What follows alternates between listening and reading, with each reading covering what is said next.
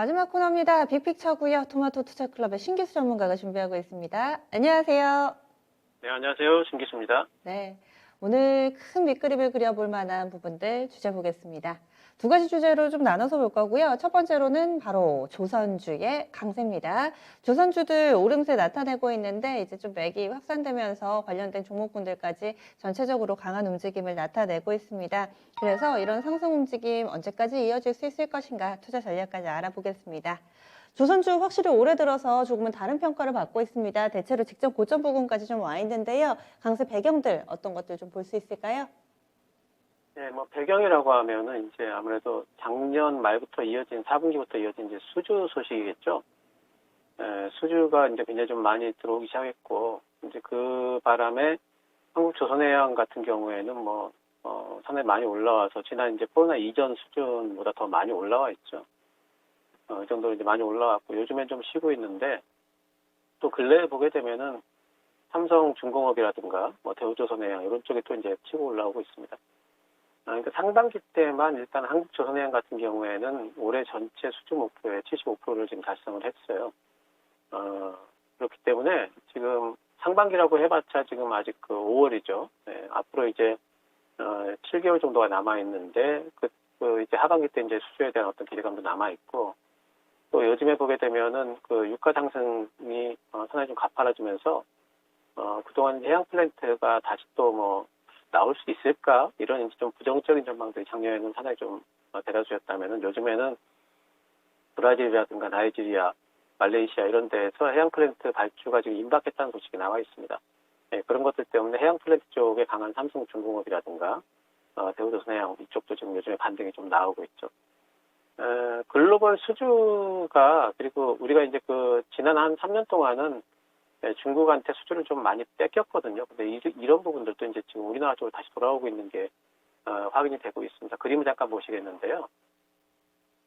전 세계 이제 발주량하고 한중일 수주 점유율을 보시면은 굵은 파란색이 우리나라고요. 그리고 이제 옅은 파란색이 중국입니다. 근데 이제 굵은 파란색이 올해 들어가지고 옅은 파란색을 뛰어넘었죠. 이제 일본이라든가 이런 쪽은 이제 지금 조선이 이제 많이 죽어 있기 때문에 비교할 바가 아니고요. 그래서 지금 이제 중국으로 갔던 여러 가지 이제 물량들이 우리나라 다시 돌아왔구나 하는 걸 우리가 확인을 할 수가 있겠고요. 그 다음 그림 보시면은 선박 발주량하고 한중일 이제 점유율 추입니다. 점유율도 보시면은 올해 들어가지고 우리나라가 지금 절반 넘게 지금 차지합니다. 50.5% 차지를 지금 하고 있기 때문에 선박 조선 부분에 있어가지고 점유율 또 이제 여러 가지 신규 발주 이런 부분이 우리나라 쪽으로 상당히 좀 많이 들어오고 있다. 이제 이런 부분들을 확인을 할 수가 있죠. 그리고 이제 또 이제 그동안에 이제 조선주 이제 멀티플 하향 요인 중에 이제 중요한 요인이 뭐였냐면은 신조선가가 이제 상당히 좀 이제 대만드는 가격이 많이 빠져 있었거든요. 근데 그림을 잠깐 보여드리면은 신조선가 추이를 보시면은요. 네, 이제 굵은 색깔이 이제 신조선가 인덱스입니다. 요즘에 이제 반등이 나오고 있죠. 2021년 들어 작년까지 계속 빠졌습니다. 2019년도를 정점을 찍고, 그러다가 지금 2019년도에 조선가보다 더 위쪽으로 지금 올라와 있죠. 그러니까 배를 지금 이제는 싸게 만들어서 싸게 낸다 이런 개념이 아니라는 거죠. 이 모든 것들이 수주도 늘어나고, 그리고 이제 조선가도 반등을 하고 이런 부분들이 조선주 전반에 이제 기대감을 좀 불어넣었던 부분이 있고요. 또 이제 카타르라든가 모잠비크 건 같은 경우에는 이제 계약건이 상반기에 이제 예상되는 계약건의 절반도 지금 안 나왔어요. 이제 이런 부분들이 이제 하반기 또 내년까지도 계약이 지금 계속 될 걸로 이제 보고 있다는 부분, 그런 부분들이 수주에 대한 기대감 계속 남아 있고, 이제 특히 이제 요즘에는 친환경 이슈가 이제 있는데, 새로 만드는 이제 배에 친환경 엔진들, 기존에 이제 쓰던 이제 엔진이 아니라 이제 오일이 아니라 이제 LNG 추진선이라든가 LPG 추진선들, 요즘에는 이제 전기차 배터리로 가는 배까지도 연구가 되고 있으니까 이런 것들이 이제 내년부터 아마 본격화될 걸로 좀 보고 있는데, 그게 이제 신기술이거든요. 새로운 기술이기 때문에, 새로운 기술이라면은 그러면은 그거는 이제 중국이라든가 이런 쪽으로 기술력 면에서 좀 떨어진 쪽으로 맡기기가 힘들죠. 그런 쪽에서 우리나라의 수출 점유율 같은 것들이 계속해가지고 올라갈 수가 있기 때문에 이런 부분들에서 기대감들이 계속 남아 있다. 이렇게 봐야 되겠고, 요즘에 이제 한국조선해양, 현대중공업그룹 쪽에는 좀 올라와서 먼저 쉬고 있지만, 계속까지 우상향 추세는 이어가지 않을까 이렇게 생각을 하고 있습니다. 네.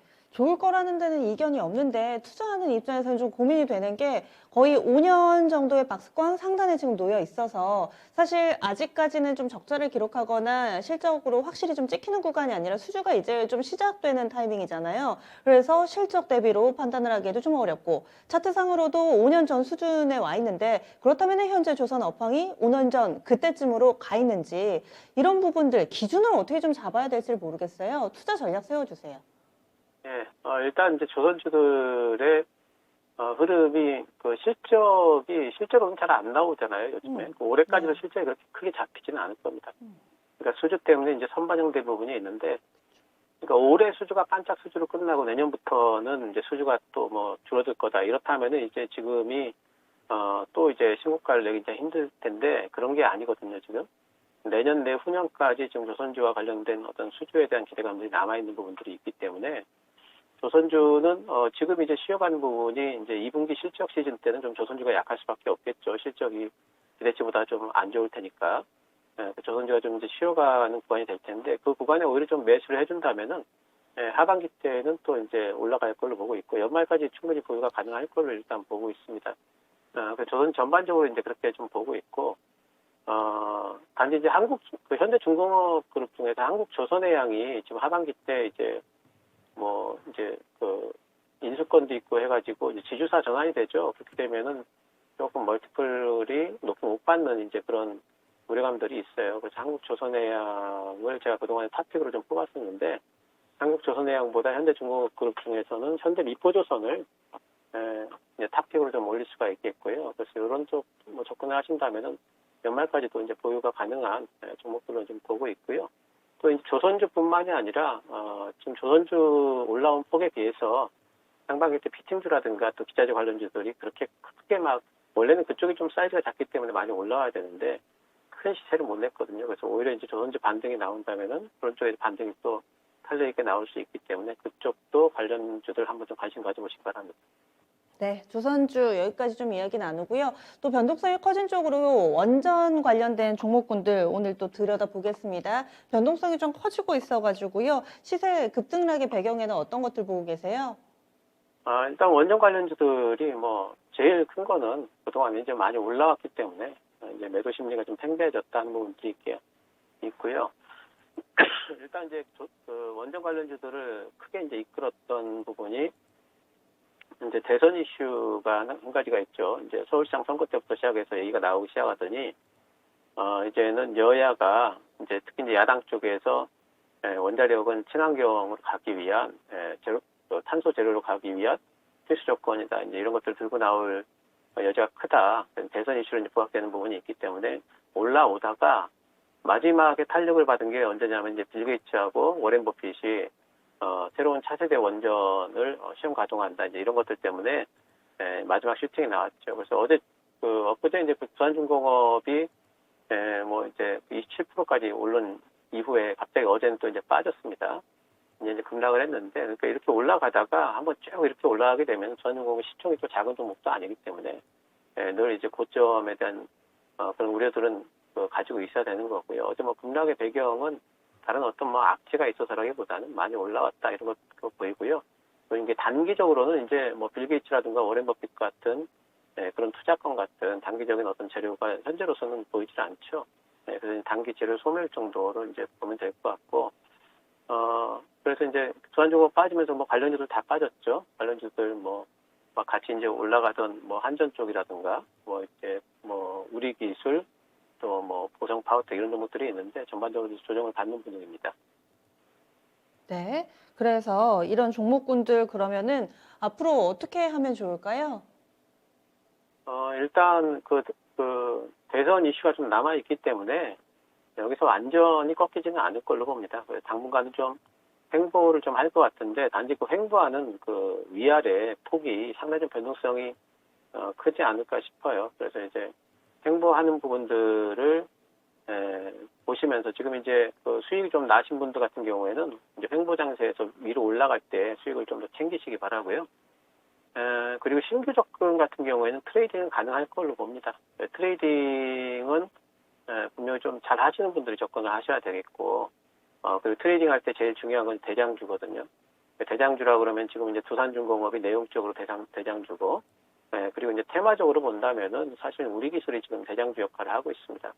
이 두 종목, 두산중공업과 우리 기술의 흐름에 따라서 다른 종목들의 흐름들이 또 결정이 될 거예요. 그래서 그 두 종목 보시면서 트레이딩 정도를 하시다가 이제 나중에 이제 본격적인 어떤 그 대전에 이제 서로 간에 이제 정책 공약 같은 것들 내세우기 시작하면 그때 한 번 더 뭐 또 상승을 이어가지 않을까 이렇게 생각을 하고 있습니다. 네.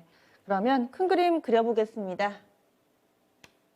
예, 오늘 큰 그림은 이제 금리 안정화돼 있기 때문에 만기 이후를 오히려 기대할 수 있다 이렇게 잡아봤습니다. 만기 이유를 기대하자 이렇게 얘기를 해주시는데 앞서서 이 섹터 얘기하다가 금리하고 만기 얘기가 나왔어요. 좀 더 부연 설명 부탁드릴게요. 예, 지금 이제 10년물 금리가 어제도 이제 상당히 좀 많이 하락을 했습니다. 제가 10년물 금리 1.63 말씀을 계속 드렸는데 지금 1.63하고 상당히 멀어졌죠. 지금은 1.5% 정도, 1.53% 뭐 이 정도에 있기 때문에 상당히 많이 빠져 있는데 사실 지금 5월 CPI가 내일 발표가 되는데 CPI에 대한 전망이 그렇게 녹록지 않거든요. 좀 4%가 넘을 걸로 지금 전망을 하고 있는데 4월 달도 지금 4%가 넘었고 5월도 4%가 넘는다면은 실제로 인플레이션에 대한 어떤 우려감 같은 것도 부각이 될 만한 어떤 시점임에도 불구하고 국제금리가 이렇게 소강 상태에 돼 있다는 것은 이번에 CPI 정도는 어쨌든 좀 지나가 보자. 그리고 뭐 6월 FOMC라든가 그런 것들을 보면서 좀 대응을 하자라는 어떤 심리가 있는 것 같아요. 그래서 요 국제금리가 일단 1.63 밑에 빠져 있는 동안에는 시장은 반등이 나올 걸로 보고 있고 우리 시장 같은 경우에는 이제 우리 시장뿐만 아니라 신흥국 증시가 지금 CPI 때문에 지금 숨지고 있는데 CPI 발표를 했음에도 불구하고 국제금리가 튀지 않는다면은 시장은 오히려 좋아질 수 있다 이렇게 봅니다. 그래서 내일 또 이제 그 공교롭게 또 우리 만기일도 있기 때문에 제 생각에는 뭐 금리가 그렇게 크게 뭐 튀지는 않을 것 같고요. 따라서 내일을 기점으로 해서 만기일도 지나가면서 시장이 좀 좋아지지 않을까 생각을 하고 있습니다. 네. 자세한 말씀 고맙습니다. 네, 감사합니다.